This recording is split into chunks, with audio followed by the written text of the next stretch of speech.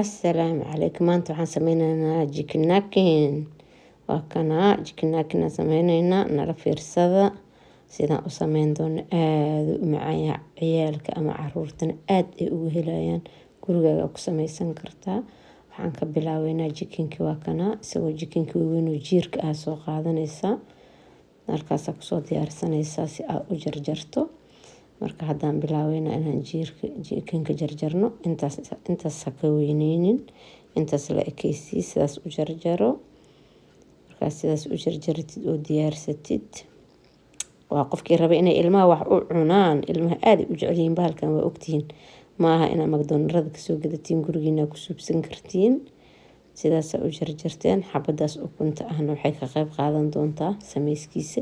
Kurkahaas shiidan oo budada ah, dragonkan baalka ah asna waa kariidor laakiin qof kasta tanna waa feed pepper waaye,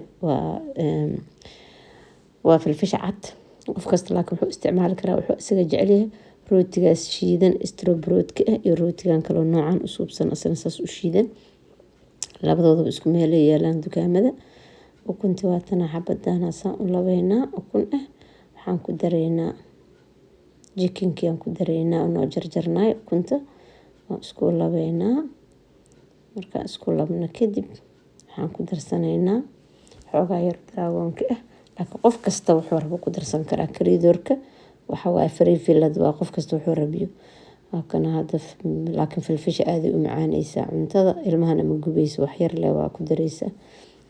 cusbaan haddana ku darsanay, intaas isku labeynaa.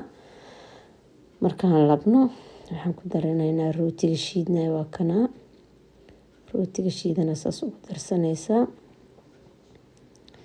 Markaasaas ugu dartid rootiga shiidan,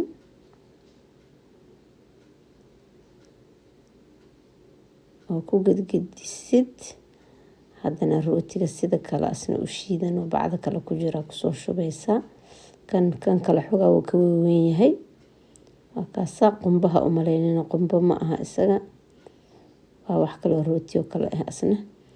sidaas u suubsan, saas isku gedgedinaysaa. kadib birtaas saliid ku saaranaysaa dabka, waa ku ridaysaa xabad dhag isla markiiba. halkaas saas isku dhex gelinaysaa. bahalkaas qabacda waxaa ka dhiga waa ayaga rootigan shiidan labada nooc ah. waa kanaa birtaan dabka saaran, waa ku ridanay.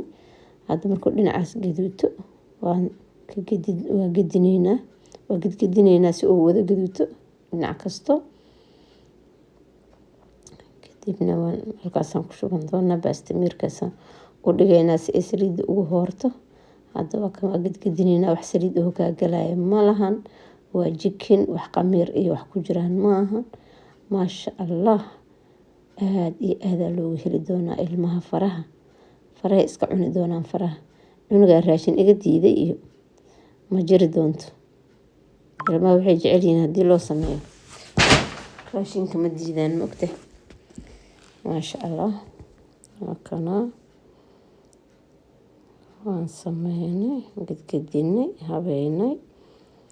kadib waa halkaasaan ku shubanaynaa si ay saliidda ugu hoorto. baastamiirkaasaan u dhigtaa ani markaan wax sameeyo. waa kanaa saasuu kusoo baxay jikinakinkii. ilmaha u samaystaa. waa wax aada u fudud oo aada u macaan. maasha allah.